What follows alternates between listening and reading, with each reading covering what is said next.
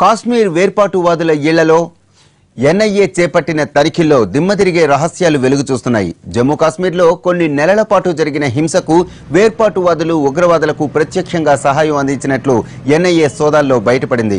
వేర్పాటువాదుల ఇళ్లలో భారీగా మందుగుండు సామగ్రి స్వాధీనం చేసుకున్నారు.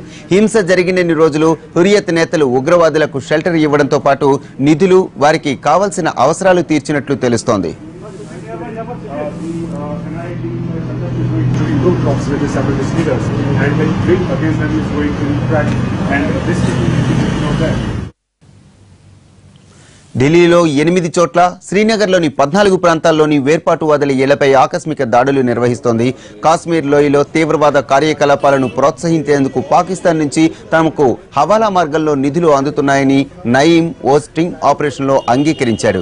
ఈ స్టింగ్ ఆపరేషన్ ఆధారంగానే అతడిపై కేసు నమోదు చేసింది. స్టింగ్ ఆపరేషన్ బయటకు రావడంతో గిలానీ నేతృత్వంలోని వేర్పాటువాద సంస్థ హురియత్ కాన్ఫరెన్స్ నయీం ఖాన్ను బహిష్కరించింది. ఉగ్రవాద కార్యకలాపాలకు ఆర్థిక సహాయం చేస్తున్నట్టు భావిస్తున్న కాశ్మీర్ వేర్పాటువాదులు ఫరూక్ అహ్మద్ దార్ అలియాస్ బిట్టా కరాటే, నయీం ఖాన్, తెహ్రీక్ హురియత్ కు చెందిన జావేద్ అహ్మద్ బాబా అలియాస్ ఘాజీలపై ఎన్ఐఏ విచారణ చేపట్టింది.